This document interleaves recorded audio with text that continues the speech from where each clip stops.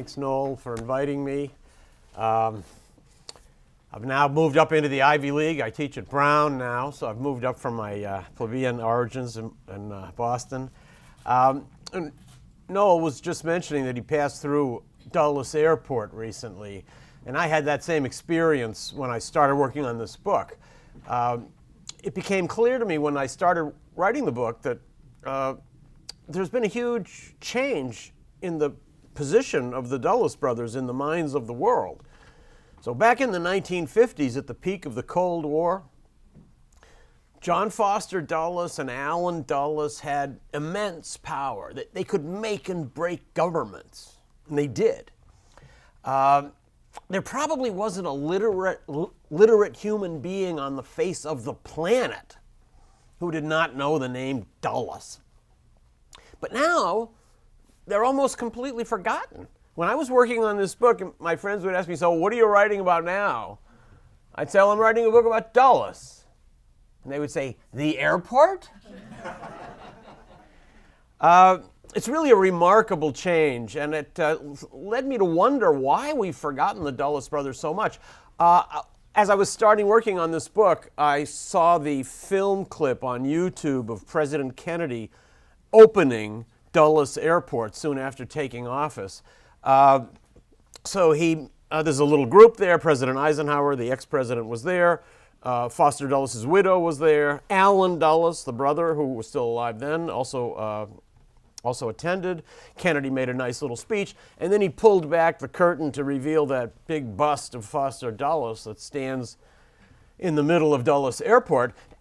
Looking at that film clip, I realized that although I'd been through the airport several times, I must have missed that bust. I never saw it. So I arranged to make a trip in which I would go through Dulles Airport just so I could see the bust. But when I got there, despite questioning a number of security guards and everyone else I could find, nobody had ever heard of the bust. I even asked one guy, so who do you think the airport was named after? And his answer was, some guy named Dulles, I guess. So it was frustrating. I had to leave the airport. I never found the bust. I had to send many emails and make various phone calls. And finally, I arranged to be met on my next visit to the airport by a representative of the Metropolitan Washington Airports Authority, who had agreed to take me and show me the bust. It is now in a closed, curtained conference room opposite baggage claim number 3. So from the centerpiece of the world's most modern airport to baggage claim number 3, it's been a long way down, literally as well as figuratively, and it does reflect, I think, what's happened to the image of John Foster Dulles and his brother Allen Dulles. So that framed my interest in this remarkable pair of brothers. So looking back over them, I think one of the things that makes them so interesting is that on the one hand, they were truly extraordinary. They were remarkable. There had never been two brothers like this in American history. On the other hand, they did reflect America. They're part of us. Their particular life story is different from most of ours, but the forces that shaped them are the same forces that shaped the United States and that shape our approach to the rest of the world. They did then, and they still do. So I believe that although my book is a biography, it tells the life story of these remarkable brothers, I hope it's also something else. I am trying to use the framework of biography to answer a larger question, which is, why does the United States behave the way that it does in the world? Why are we like this? The Dulles brothers provide us with some very interesting and insightful answers. Sometimes I think actually it's the wisdom of those answers that's the reason why we've forgotten them. There's great lessons to be learned from the Dulles brothers and from their misjudgments. Unfortunately, those are difficult lessons to assimilate, and I think sometimes that it's easier for us simply to airbrush them out of our history and not confront the lessons that they have to teach us. My book is a kind of a rebellion against that form of historical amnesia. So what were the forces that shaped the Dulles brothers? I think we can pick out at least three. So the Dulles brothers grew up as small boys in Watertown, New York, upstate on the shores of Lake Ontario. It was kind of a playground for the New York rich. At one time, it was the per capita highest income town in America, which I think reflected a lot of the people who spent part of their time there and part of their time here in the city. The boy's father, however, was not a plutocrat, and the Dulles brothers were not. They were not super rich. So Foster Dulles became the highest paid lawyer in the United States.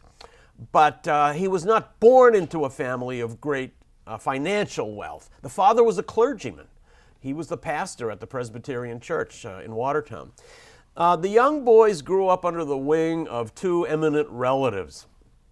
Their grandfather, John Watson Foster, had been Secretary of State, and their uncle, Uncle Bert, otherwise known to history as Secretary of State Robert Lansing, was the other great influence on their childhoods. So every morning in the summer, the two boys would wake up in Watertown, take a cold shower, which was the only kind that Reverend Dulles allowed. He thought it built character. Then they would spend about half an hour saying prayers and singing hymns. Then they were free to rush down to the waterfront where their extravagantly bewhiskered grandfather, John Watson Foster, was waiting with Uncle Bert, Robert Lansing, to take them off onto the lake and to the surrounding waters on fishing trips in search of the wily smallmouth bass. John Watson Foster was really an extraordinary figure. He actually had been the first Secretary of State to preside over the overthrow of a foreign government, Hawaii, in 1893. So I'm wondering if there's a little genetic predisposition to the regime change impulse in the Dulles family. John Watson Foster had lived the classic pioneer life in the age of manifest destiny. He had gone to the West and tamed the wilderness and fought the savages and built himself a business, ingratiated himself to powerful men, become active in politics, won diplomatic posts, and finally rose to become Secretary of State. He epitomized the idea of American exceptionalism. And those day trips that the boys took every day in the summer off onto Lake Ontario were not just fishing trips. They were a cascade of lessons in American history and the nature of the United States. So Grandfather Foster grew up with an unshakable view that the United States had a mission, a providential mission. It was blessed, and it was given the role of spreading its wisdom to ignorant peoples who had not developed as far as the Anglo-Saxon people had. For Grandfather Foster, of course, that view was confined to North America. It was about bringing the ideals of the first European settlers to the inland and to the other parts of North America. But for his grandsons, that took on a global meaning. But it was the same idea, this idea that the United States has a God-given mission.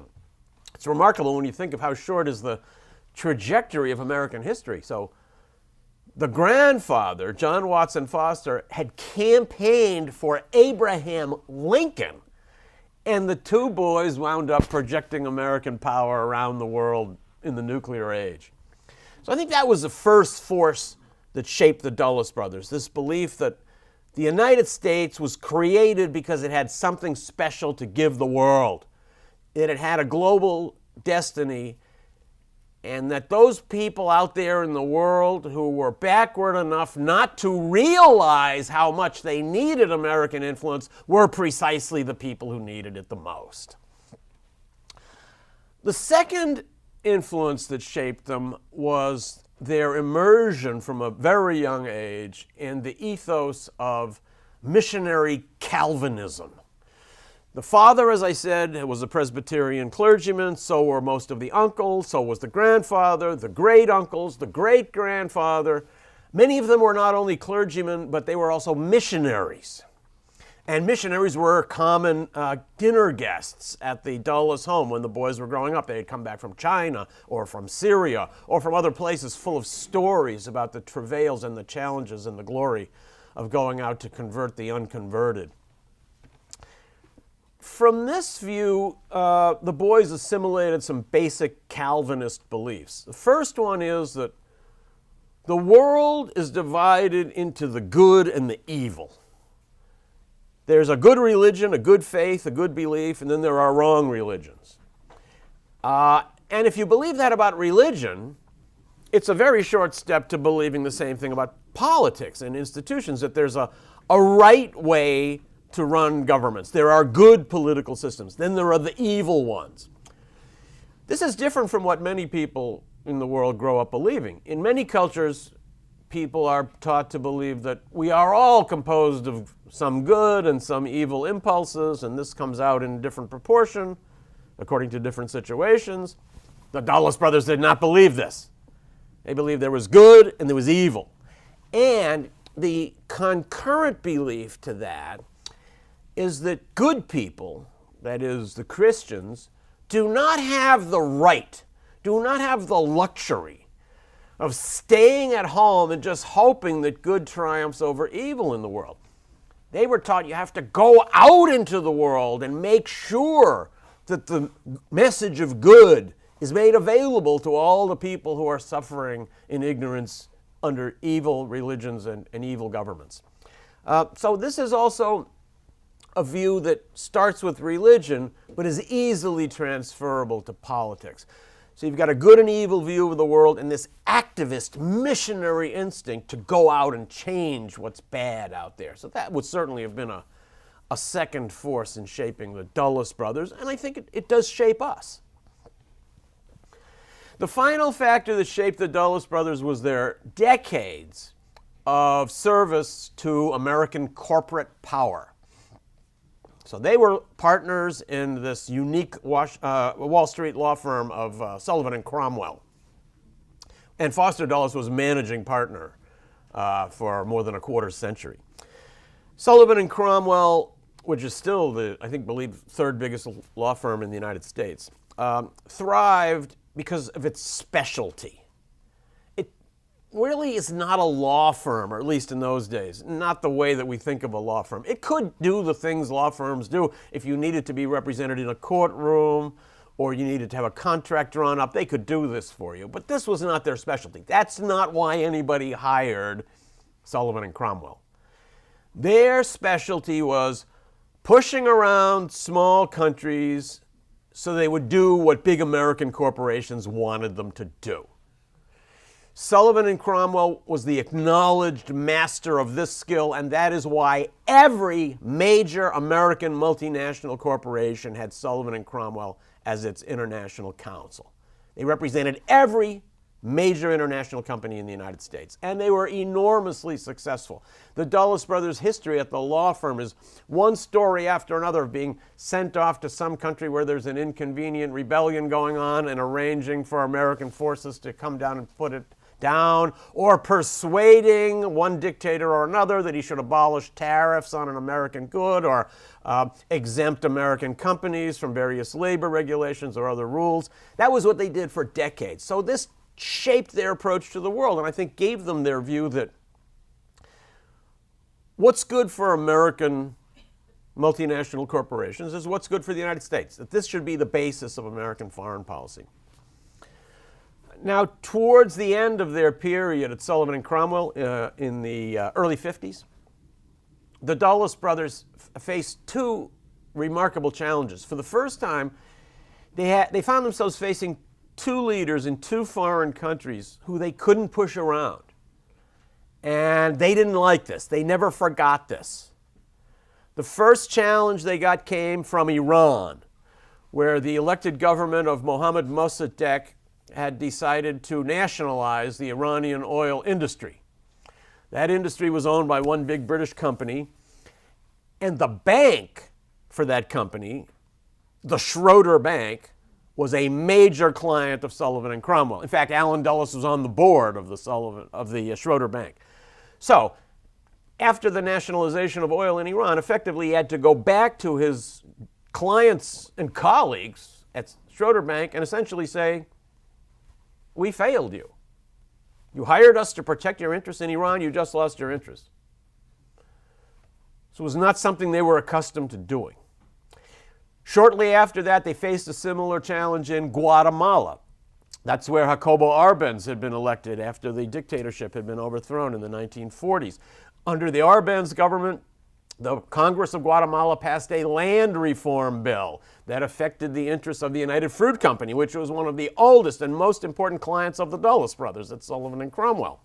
It so happened that, by coincidence, the bank for United Fruit and all of its associated companies in Guatemala was also Schroeder Bank. So the Dulles brothers had to go back to Schroeder Bank and to the United Fruit Company and to International Railroads of Central America and to the electric company that supplied all of Guatemala's electricity and say, we failed you too. You hired us to be sure nothing bad would happen to you in Guatemala. Something bad just happened.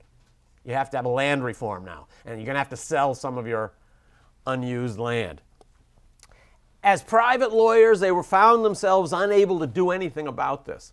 But they carried these two grudges with them into the high positions of power that they reached at the beginning of 1953. And they didn't even wait to be sworn into office before they began their planning to overthrow Mossadegh. And they had gotten rid of him by August of that year. And within less than a year after that, they had also gotten rid of Arbenz. And they looked at those operations as great successes, although as we look back from the position of today, they don't seem quite so successful. So later on in office, the Dulles brothers developed various other grudges and leaders against whom they wanted to set out, but these were two grudges that they took with them from their days as private lawyers. Now, one thing I found very interesting about the Dulles brothers, with whom I effectively lived for several years while writing this book, is that although politically and ideologically they were identical, they saw the world in exactly the same way, in their private lives and their personalities, they were polar opposites. So Foster Dulles was stern, dour, arrogant, self-centered, socially awkward. I read somewhere even his friends didn't like him. Allen was exactly the opposite. Allen was a sparkling conversationalist with an endless supply of stories. He was a dazzling dinner guest. He had 100 mistresses from Claire Booth Luce to the Queen of Greece. He was always in demand around Washington. And I think this was important because Allen Dulles, as head of the CIA, was not only the head of the invisible government, he was also the ambassador of the invisible government to the visible government. And I think many people who left those Georgetown cocktail parties left thinking, we don't really know what the CIA is, we don't know what it does, but if it's run by such a wonderful guy like Allen Dulles, how bad can it be?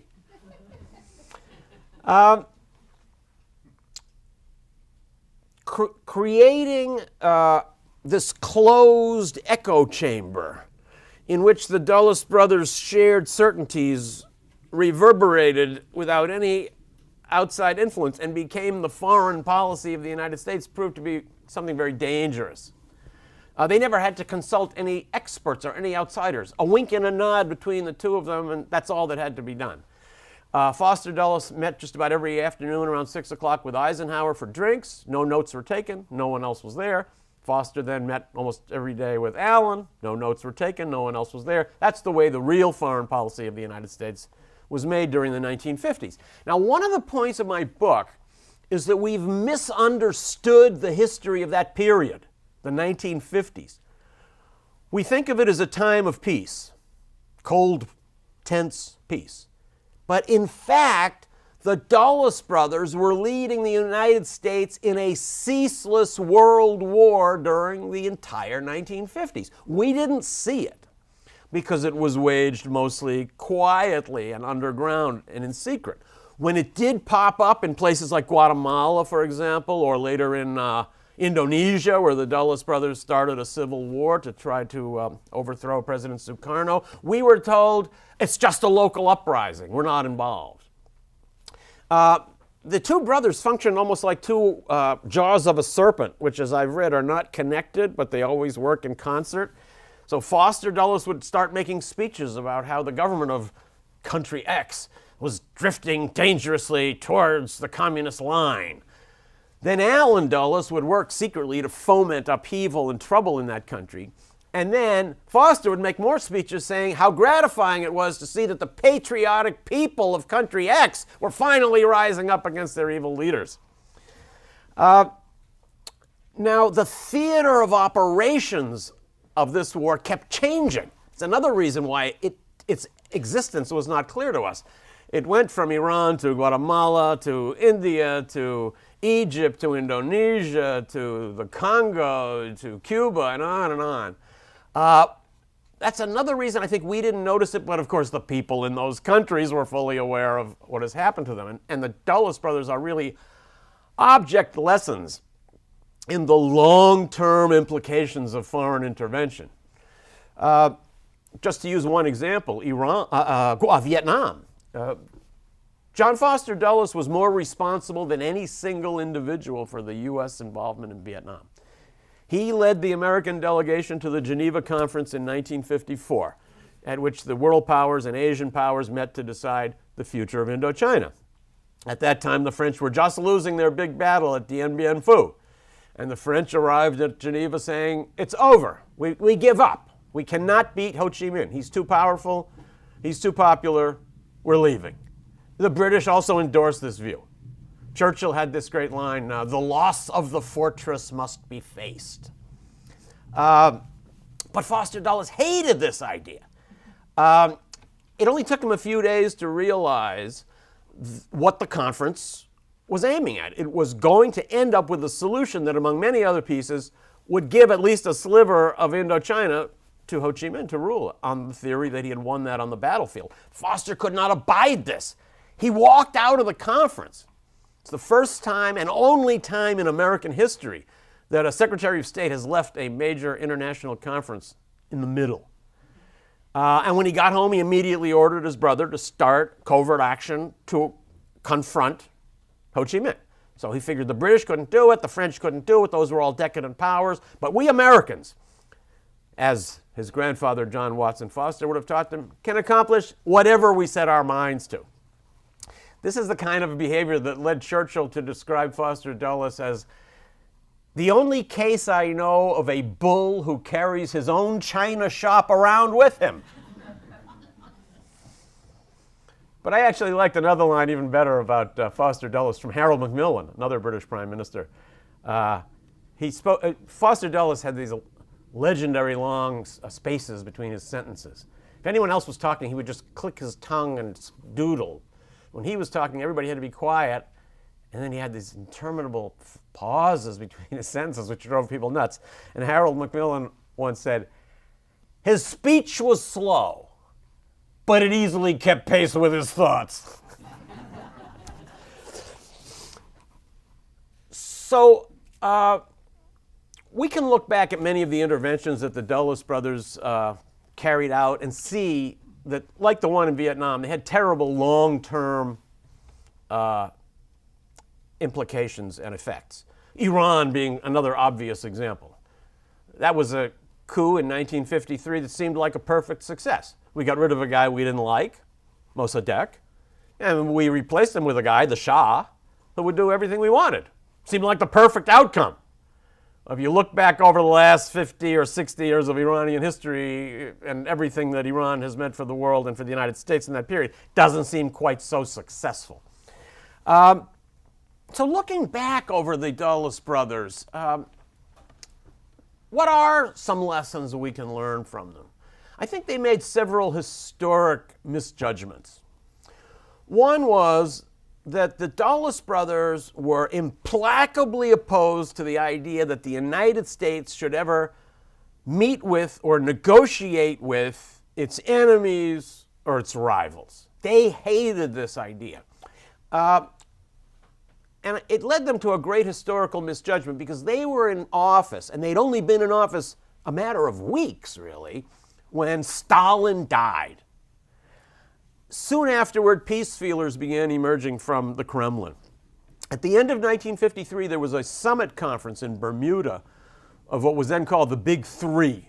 So that was France, Britain, and United States. One of the items on the agenda was a request from the interim leader of the Kremlin, Malenkov, to have another summit that would be what he called Big Four. So France, Britain, United States, and Soviet Union. Churchill, who was there, thought this was a great idea. The French were for it, but Foster Dulles was totally opposed. His idea was that if we would sit down with the Soviets, or God forbid, the Chinese, we would be transmitting to Americans the view that these people were just ordinary people like everybody else. And you could have a conversation with them, and you give your ideas, and they give their ideas, and maybe you could come up with something. Foster Dulles was afraid that if you gave this opinion and this perception, the entire paradigm of conflict on which the Cold War was based would fall apart. He felt it was necessary to keep the United States on a footing of hostility. Otherwise, we would dissipate. We would lose the firmness that we needed to confront this enemy. So by this misjudgment, I think the Dulles brothers may have lengthened and intensified the Cold War. A second misjudgment that the Dulles brothers made that was profoundly important was they completely misunderstood the nature of third world nationalism. This was a period, the early 1950s, the mid-50s, when countries were emerging all over the world from various forms of colonialism. They were looking for new identities in a turbulent world, and many of them didn't want to participate in the Cold War conflict. They were devoted to national development, and they made this decision: we're not pro-Washington, we're not pro-Moscow. We're only concerned with our own country. Foster Dulles hated this idea. He even used the word immoral to describe neutralism. It was a fundamentally immoral idea that everybody had to take sides. And he used the phrase, if you are not with us, you are with the communists, which is familiar, except we've just changed the last word of it nowadays. So he looked at leaders like Mossadegh in Iran, Arbenz in Guatemala, Nasser in Egypt, Sukarno in Indonesia, Nehru in India, Lumumba in the Congo, not as true neutralists, but as enemies of the United States. He believed that neutralism was actually a plot that had been developed by the Soviets. They had looked around the world and figured that there were many countries they could not seize because they weren't ripe for communist takeover, and that therefore, as Foster Dulles saw it, they had placed their lackeys in control of these countries with instructions to pose as neutralists until the correct historical moment occurred. Then they could reveal themselves as communists and pull their country quickly behind the Iron Curtain. This is the way that the United States turned leaders like Sukarno and Arbenz and Mossadegh and Nasser and Nehru and Lumumba into enemies. Many of these leaders and the peoples they represented were actually quite positively oriented toward the United States, but the Dulles brothers couldn't see that. This is another very important lesson for today. And maybe a third lesson that we can learn from them is they had no concept of what we would today call blowback. It never occurred to them that their covert interventions and secret wars would have huge implications decades later, including in ways that would be devastating for American national security. It's also a great lesson, although I must say in this case, if they were here to answer, they might have a good answer for this one. They might have an excuse, and it might be this. They might say, we didn't know that covert actions overthrowing governments can have terrible effects 50 years later, because 50 years before us, there were no covert operations. We didn't do it that way. We just sent the Marines. That might be a good excuse for them, but we don't have that excuse today. We now understand the long-term implications of these interventions. So I think that's a huge lesson to take from them. So in summary, don't be afraid to talk to your enemies. Recognize the desires of leaders of other countries to develop their own country rather than participating in global conflicts. And recognize the long-term danger of blowback from poorly thought out foreign interventions. Those are great lessons we can learn from the Dulles brothers. How are we going to learn those lessons, considering that they've been largely forgotten and many Americans are probably not even going to get around to reading my book? I thought at the beginning that maybe the way we could help bring them back into public consciousness had to do with that bust that's locked away next to a baggage claim. But I have to tell you, as one of the very few Americans who has ever seen that bust, except for the few people that might have a meeting once in a while in that conference room, you're not missing much. It's actually not a great work of art. Mrs. Dulles paid for it. I don't know if she hired the most talented sculptor in America. Foster has kind of bug eyes and doesn't look very commanding. However, there is another work of art that features the Dulles brothers that I consider to be one of the great masterpieces of political art of the 20th century. So it's a painting by the great Mexican muralist Diego Rivera called Glorious Victory. I don't even like to mention this when I'm speaking to college audiences because I can already see everybody's already looking it up on their laptop, and I want to say, don't look it up now! But when you buy the book, you'll see that I have made an attempt. It's a one-page, black and white, pitiful reproduction of it in my photo section. So for those of you that don't have the book right in front of you, let me describe it. So this is a 16-foot-long mural painted on linen. Glorious victory is the phrase that Foster Dulles used to describe his and his brother's success in overthrowing President Arbenz in Guatemala. So here's the story. The overthrow of the Guatemalan government by the CIA and the Dulles brothers in 1954 was a huge event in Latin American history. It sparked a wave of outraged protests all over Latin America, including in Mexico, which of course borders on Guatemala, has a long anti-imperial tradition.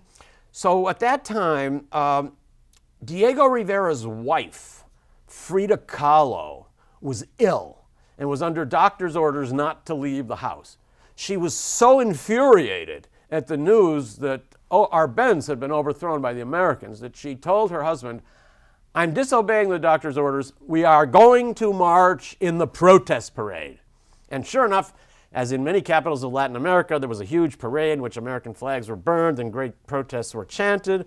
And I've actually found a photo of Diego Rivera pushing the wheelchair in which a blanket-shrouded Frida Kahlo is marching at the front of the protest. It was her last public appearance. She died 11 days later. And Diego Rivera set out to paint this spectacular work, Glorious Victory. So in the picture, Foster Dulles is standing in the middle with a big grin on his face. And he's reaching over to congratulate and shake the hands of this Guatemalan lackey, Castillo Armas, who he has just put in as the new dictator of Guatemala. Right behind him stands Alan Dulles, carrying a big satchel out of which piles of money are spilling out. They have their hands on a bomb, which is decorated by the painted, smiling face of Eisenhower. And in the background, Guatemalan laborers are bending under the weight of banana stems that they're carrying up to a freighter with an American flag on it. And Guatemalan dead children are littering the front, in case anybody missed the point. So I've studied this painting in detail. I know every inch of this. I've stood in front of the internet for hours and over, become very familiar with this picture. Actually, Alan Dulles loved it. He actually had little postcard-sized reproductions of it made up, and he gave them away to friends to show how angry those poor Latin Americans were at what he had done. Diego Rivera, of course, was a communist, so Alan Dulles thought this was a great tribute to him. So as I was finishing my book, I decided, and I've seen that picture so much on the internet and on reproductions, I want to go and see it. I want to commune with it personally. So I was making a trip to Mexico. So this was actually in January. It would have been just 1 year ago. And I made a few calls. There's various Diego Rivera museums and foundations in Mexico. To my great surprise, I was met with considerable puzzlement, and nobody really knew much about the picture or could tell me where to find it. I found this quite odd. I had to leave Mexico. Ultimately, I wound up actually hiring an assistant in Mexico to track down what happened to the picture. Here's the story. So the picture has disappeared. Diego Rivera, as a good communist, donated it to the people of the Soviet Union. However, the Soviets did not like Diego Rivera. They didn't think he was a good communist because he was saying one thing one day, one thing the next, and he happened to have Leon Trotsky as a house guest. That might not have helped.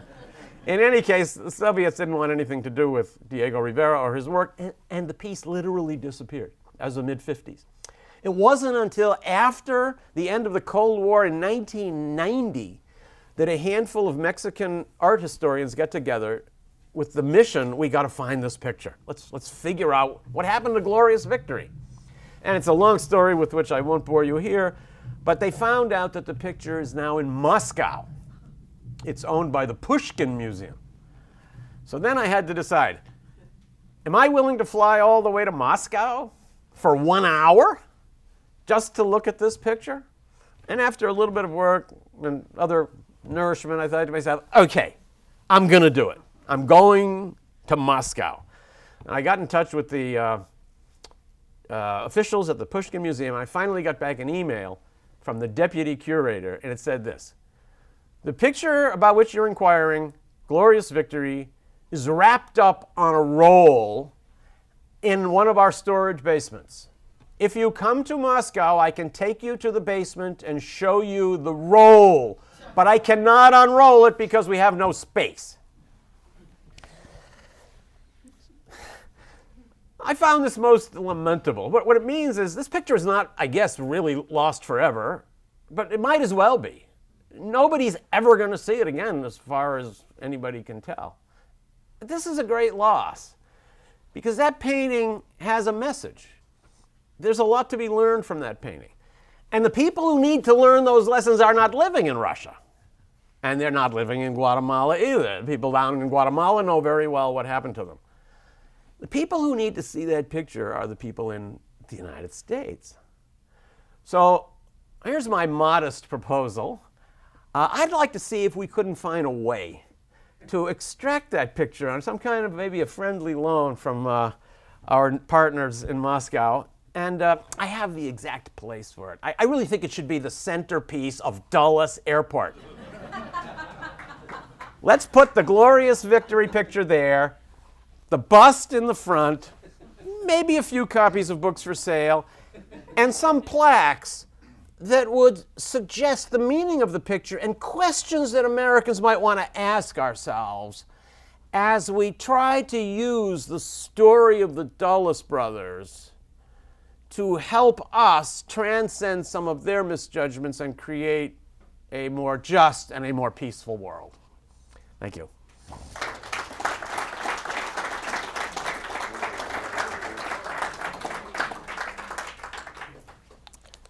Well, for those of you who do or don't remember the Dulles brothers, I'd be happy to hear from you. So Alan lived about 10 blocks from here, on 63rd and Madison, and Foster was about 30 blocks up on 91st, right around the corner from the Metropolitan Museum.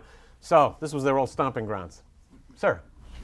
Mr. Kinzer, that's a very interesting interpretation of these two brothers. But I find it extraordinary that you did not mention in your three influences on the Dulles brothers the Cold War. The Cold War, it seems to me, and in the fascist period with Allen Dulles in Indiana first as consul and then in Bern, trying to talk to the Germans, trying to work out a disarmament. How can you talk about these two men as if there was no history? The Soviets had stayed in Eastern Europe after the war. There were no elections there. There were to be no elections in South Vietnam. I just find it amazing that the period, which was a very frightening one for people in Washington. The Chinese had just taken over in 1949. Korea was invaded in June 1950. This is the period that these men operated in. I'd like to have you elaborate just a little bit, if you would, please. Thank you. I don't list the Cold War as a formative influence on the Dulles brothers because it happened at a time when they were already formed. In fact, they were remarkably unimaginative people. Intellectually, they were very narrow-minded and uncreative. Everything they believed when they were 12 years old was what they believed their whole life. They never really changed. They had favorite books. So Allen Dulles' favorite book was Kim, the book by Rudyard Kipling about a boy who grows up in the bazaars in India and becomes a British secret agent. Foster Dulles' favorite book was Problems of Leninism by Stalin. He had 5 copies heavily underlined. He kept them in all the places where he worked, and he had a number of passages committed to memory. It's interesting that in the period right after the Second World War, Foster Dulles came pretty close to being almost a one-worlder. He condemned nationalism, and he talked for a while about international cooperation, but then he embraced the militant anti-communism for which we know him. Certainly a major factor in that had to be world events. I tell this to my students, it's very hard to put yourself back in the mindset of the 1950s. Now we know how the Cold War came out. We know some of our misunderstandings of Soviet power. But at the time, I think it was reasonable to believe that the Soviets were squeezing and grabbing places all over the world, and we were sitting here placidly watching while the red tide got closer and closer to our shores. We had the Berlin blockade, we had the fall of all the countries in Eastern Europe, we had the Chinese victory in the Civil War, we had the Soviet explosion of nuclear and hydrogen devices, we had the invasion of Korea, and there's a famous TV interview that I've seen of Foster Dulles when he says, we just wake up in the morning, look around and see what part of the free world did they bite off now. I don't fault the Dulles brothers for their view of Soviet or Chinese communism. Their view of its essential evil and its astonishing brutality was not exaggerated. Their mistake, however, I think, was to take the horrors of those systems and place aspects of that on top of countries like Egypt and Guatemala and Iran and Indonesia where none of that was happening. They justified their interference in those countries with the idea that these countries are just about to become like the Soviet Union. And if that is allowed to happen, the world, as Foster Dulles said, would be a place where life would probably not be possible or where nobody would even really want to live. They had this view, and Foster Dulles said this very clearly, that only once in 1,000 years does a threat to civilization emerge like the one that the world is facing right now. They didn't see it as just the kind of challenge that countries face periodically. They believed that they were living at the historical moment. I once had one of my books reviewed in the Economist, and the guy wrote something I'm still thinking about. It was my book about my years as a foreign correspondent in Turkey. And the guy wrote, foreign correspondents who write books about the countries they covered always make it seem as if the time when they were there was the absolute key moment in the history of that country. I think I still remember it because I think there might be some truth to that.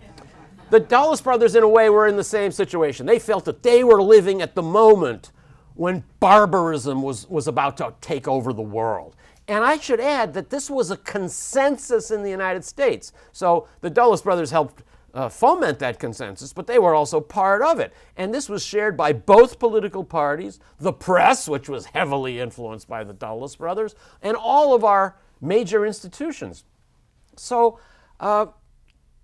I do not fault them for their sense that the communist enemy in the Kremlin and in Moscow and in Peking was essentially and horrifically brutal. What I fault them for is their assumption that everything that happened in the world that seemed to be inimical to American interests was a plot from the Kremlin. I don't think their anti-Soviet and anti-Chinese policies were so deplorable, although I think there's much to criticize in them. But what I do hold against them is their sense that the evils that we saw in those countries were about to descend at any moment on any country that had a leader claiming to be neutralist. Could you elaborate on the relationship between President Eisenhower and the brothers? And did he share this same worldview, Eisenhower? I don't refer anymore to Eisenhower in my speeches because it always comes up as either the first or second question. What was Eisenhower's role? I was curious about this myself, and actually historical scholarship has varied over time. There's at a time was the view that the Dulles brothers bamboozled Eisenhower, who was kind of dim and didn't follow what they were doing, or they just manipulated him, or they kept him in the dark. They didn't tell him anything. This turns out not to be true. In fact, Eisenhower knew every single thing the Dulles brothers were doing.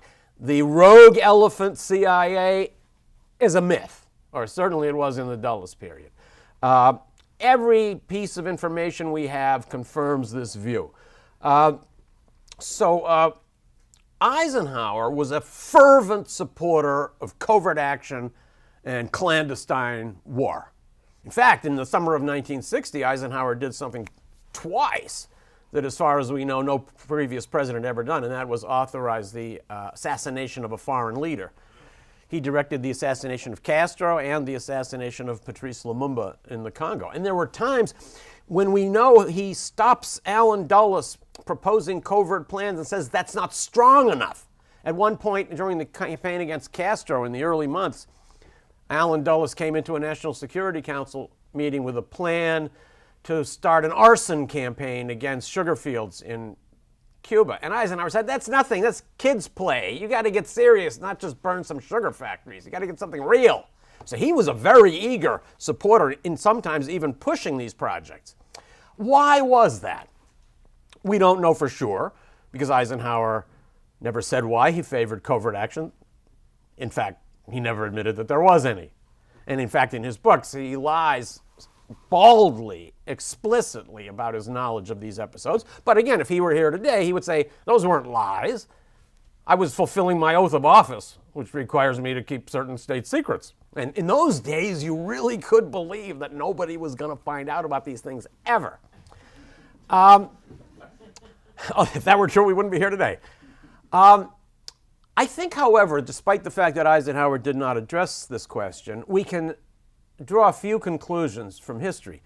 First of all, although nobody knew it at the time, secret operations had played a substantial role in winning World War II. We had tapped the German codes.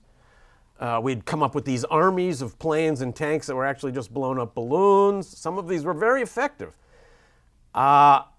Eisenhower, as commander-in-chief, would have known about all these, and he must have come away from the Second World War with an understanding and an appreciation for what covert action can do. Secondly, I think Eisenhower probably would have viewed covert action as a kind of a peace project. Here was a guy that had to send kids out to die by the thousands. This must have weighed on him. And now somebody comes to him and says, we can overthrow government and a couple of dozen people will die. And they won't even be Americans. And it won't cost anything either. I think he must have been astonished, comparing what he could accomplish with this new tool to the bloodshed and the carnage that had been necessary in previous epochs to achieve the same goal. And I also would add that Eisenhower certainly would have shared with the Dulles brothers this inability to have imagined what the long-term consequences of intervention might be. Here was one way in which Eisenhower was different from Truman. Allen Dulles had actually come into the CIA in a secondary position before Eisenhower took office. And as soon as he came in, coming straight from Sullivan and Cromwell, he came in with two ideas. We got to overthrow Mossadegh in Iran, and we got to overthrow Arbenz in Guatemala. Truman summarily rejected both of these projects. Atchison told him about Guatemala that he didn't even want to hear the plan because, as Atchison put it, there's nothing that could happen in Latin America that would justify an American intervention. Nothing in the whole continent could ever be important enough for us to risk losing our good image in Latin America. So don't even tell me what the plan is. And as for the one in Iran, Truman had a very interesting reaction, which was he wasn't against it because he had thought through everything that might happen, and the Shah, we put him in, he's going to become a dictator, he'd be overthrown by religious rule, they're going to hate America. He didn't think about that. But he did realize that he was not an expert and that this was a very complicated situation and it was far away and nobody really knew what might happen. And so considering all the uncertainties, maybe it'd be better just to keep your hands off. This was a person maybe not so steeped in the certainties of American exceptionalism and the ability of the U.S. to triumph over all obstacles as the Dulles brothers had become under the tutelage of Grandfather Foster and other relatives. Yes, sir. Are the Dulles brothers a unique example of historical amnesia, as you put it, or do you think that it's more symptomatic of a greater cause? And are there other people on the list of people to be forgotten? I definitely think that it's a long list. I really believe history is a series of fascinating episodes, many of which we don't know about. I'm always looking for the untold story, and history is full of untold stories. I have made my whole career on that. So I think the Dulles brothers are interesting partly because their story is so vivid, but also because it parallels the American story so fully. I think you can easily pick out so-called secondary figures in American history or so-called unimportant episodes and make them much more important than we've been led to believe they are. One thing I tell my students is, say, look at the footnote on the page, and remember that footnote might actually be more important than everything else that's on the page. Just because previous historians have described history one way, that doesn't mean you have to accept that. You can rewrite history. The events won't change. But for example, you can read a history of the 20th century that goes on for volumes and volumes, as I've done, and you won't see more than one line about the American coup against Mossadegh in 1953. But that coup had huge implications. So my answer is that definitely there are many more stories like this one. When I was a little kid, I used to watch a show called The Naked City. It was a cop show based in New York. And the tagline used to be, "There are 8 million stories in the naked city. This has been one of them." There's at least that many in American history. I have a question. I've been at a debate in Midtown Manhattan about 2.5 months ago with Oliver Stone. What about the assassination of John F. Kennedy? And heck, about guess who Oliver Stone thinks is the main suspect? I do know. What's your opinion on that? I'm going to be speaking at a conference with Oliver Stone in about a week in Washington, so I got to talk to him about this. Although the questioner didn't mention it, Oliver Stone has figured out the organizer of the assassination of President Kennedy, and it was Allen Dulles. I can't tell you the whole story, but I'll tell you as much of it as I know. So Allen Dulles was, of course, the genius behind the Bay of Pigs fiasco. That caused the end of his career. It infuriated President Kennedy. He got very angry. He said, I wish I could smash the CIA into 1,000,000 smithereens. And he called Allen Dulles into his office after a little decent interval, and he had a very good line to him. He said, under a parliamentary system, I would be resigning. But under our system, it is you who must go. So he fired Allen Dulles, and Allen went off into retirement. And about 2 years later, President Kennedy was assassinated.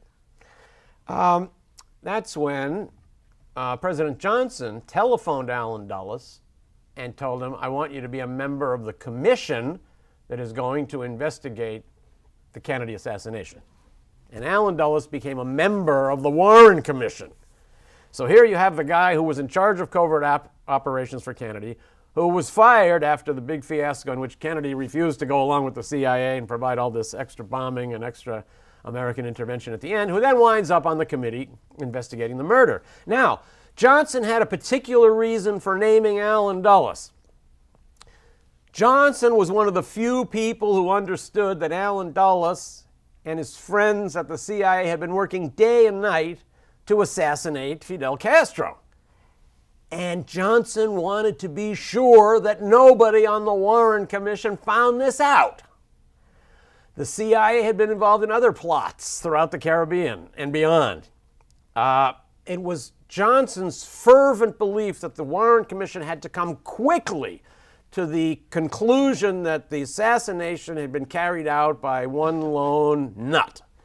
And therefore, it was important that it not be sidetracked into investigations that might be launched with information about what the CIA had been doing and which foreign leaders might have had an incentive to strike back against the United States.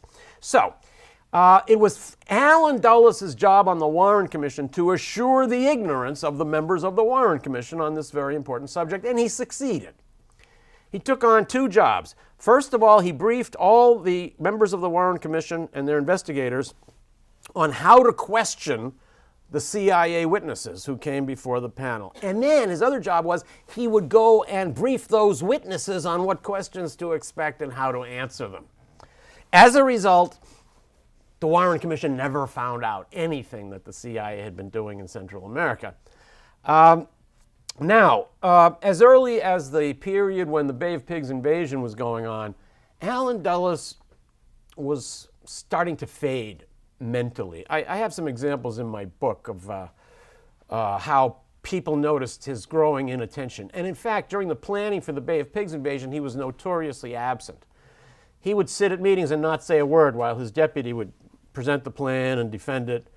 When the Bay of Pigs invasion plan was presented to the Joint Chiefs of Staff, Allen Dulles didn't even show up.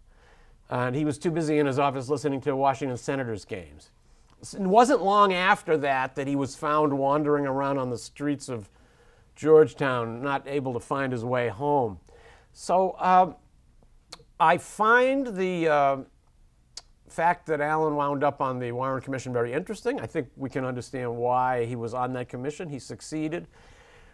But given what I think is now clear about his state of mind, which I talk about, I don't think anyone else has gone into this before, but I describe it in some detail in my book. I don't think he was capable of organizing anything like assassinating a president at that time. I've noticed that, not a president of the United States. I noticed that one of the Kennedy relatives has recently described his view of who might have done the killing as, quote, rogue CIA. Now, rogue CIA is different actually from Allen Dulles. It's not the same thing. It's related. So I'm not a conspiracy theorist. My work over many years has led me, however, to believe that a danger almost as great as becoming a conspiracy theorist is to be an anti-conspiracy theorist, when you believe that everything is just the way it seems. So somewhere between Oliver and I, we might find some middle ground. Yes, sir. The position of John Foster Dulles in relation to the reconstruction of Germany, it was long that he wanted to have Germany as an agricultural country. And it's been said that one of the ways to appease that position of Dulles that was very strong was to anchor the coal and steel under the community of it, which was the president of the European Union and the European Community. So you have something here that is the unintended consequences of the radical position that came into something good. Do you say something about this? I do. John Foster Dulles was particularly engaged with Germany. I think the Dulles brothers had an affection for Germany beyond that they had for any other country. The father had been educated there. Of course, the Protestant Reformation was essentially a German phenomenon, and they were impressed with the rigor of German society and the richness of German intellectual life. Foster Dulles became very involved in selling bonds for German companies and municipalities during the Nazi regime. He was the #1 salesman in the world for German bonds during the 1930s. He sold over $900 million worth of German bonds in the United States alone during the period between Hitler's rise to power and the invasion of Poland. He greatly defended Hitler. At one point, he described him as a man who, despite the handicap of foreign nationality, has risen to the unchallenged leadership of a great nation. In fact, he always was jealous of Allen because Allen had met Hitler and Foster never had.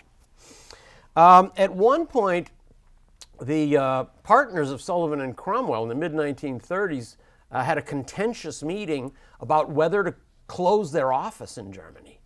And Foster Dulles was against this. He wanted to keep the office open and advised that if there were problems with Jewish clients, the best thing would be just not to visit them, just keep a distance from them. But there was kind of a rebellion in the firm, and they voted against him. By several accounts, Foster wept after that vote. But he wasn't so upset that he didn't forget to backdate the document. So it looks like the firm pulled out of Germany in 1934 when they actually pulled out in 1935. Foster continued to visit right up until the invasion of Poland, and wrote in one article in Life magazine that only hysteria entertains the idea that Germany or Japan would ever contemplate war against us. After the war, Foster, first of all, renewed his affection for Germany as a bulwark against Bolshevism, also as a foundation stone of the new Europe, and also because he developed a very close personal relationship with the German leader, Konrad Adenauer. In fact, Adenauer was really the only world leader that Foster Dulles really got along with. They were both the same kind of people, tall, starched, kept their own counsel, religious, stern. So Foster was very engaged with Germany. And let me just make 2 points about that. First of all, during the mid-1950s, the most interesting member of the family, Eleanor Dulles, the sister of the two brothers, held a post in the State Department where she was essentially, she was in charge of U.S. policy toward Berlin. There was an unofficial Berlin desk in the Germany office, and that was Eleanor Dulles' job. Eleanor was really a fascinating woman, and if attitudes toward women had been different in her time, she definitely would have risen much further than she did, even though she had quite a rich career. So, she was essentially her brother's eyes and ears in Berlin, and Foster visited Germany regularly. After Foster died, a building that Eleanor Dulles had worked for years to build, which still stands in Berlin, the Kongresshalle, it's one of the main meeting centers in Berlin, was finally finished. This was Eleanor Dulles' crowning achievement in Berlin. And to thank her, the city of Berlin named the street out in front John Foster Dulles Allee. It should have been Eleanor Dulles Allee. But let me just add one thing more serious about the Germany aspect. And it has to do with something that I think the Dulles brothers would say, Foster would say, if he could be here today. I wonder if this isn't somewhat parallel to what Henry Kissinger is sometimes thinking at night as he sees history unfolding around him. I think both of them, Kissinger and Foster Dulles, might have the same complaint about the way they're now being portrayed in history. And they'd say this: every time I pick up some book to read about me, I'm reading about some little place that's in the middle of nowhere. Like Foster Dulles would say, no, I'm reading about things that I did in places like Guatemala, Indonesia. Who cares? And Kissinger would say, East Timor, Chile, Cambodia, who cares? We were people who were involved in the great struggle of our age. That was the Soviet against the U.S., the Cold War. Europe was the battleground. We saved Europe. Imagine what could have happened in Europe. And now historians are only writing about these out-of-the-way places. I think it does frustrate Henry Kissinger that his reputation seems to be more and more shaped by those little places that he himself said he didn't care about. I remember him once saying, I'm not interested in, nor do I know anything about the world south of the Pyrenees.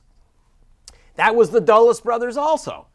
I think one reason they were much more subtle in Europe than they were in the rest of the world is that as diplomats of their generation, they would have been completely Eurocentric. When they studied diplomacy, that meant European diplomacy. They were familiar with European history and the patterns of European diplomacy. The big powers that use small powers as their cat's paw, constantly shifting alliances. And don't forget that the central force shaping the developing world when the Dulles brothers were at the peak of power, which was the fervent desire of people in poor countries to control their own resources, has never been an issue in Europe. It's not something that a person would appreciate who had focused only on Europe. So this is why you see the specter of Foster Dulles going to negotiate with and then actually giving tens of millions of dollars in aid to Tito in Yugoslavia, an avowed Marxist-Leninist, while not being able to give any aid to somebody like Arbenz or Sukarno, who were not nearly that far left. It's because he had what the Germans called Fingerspitzengefühl, fingertip feeling for Europe.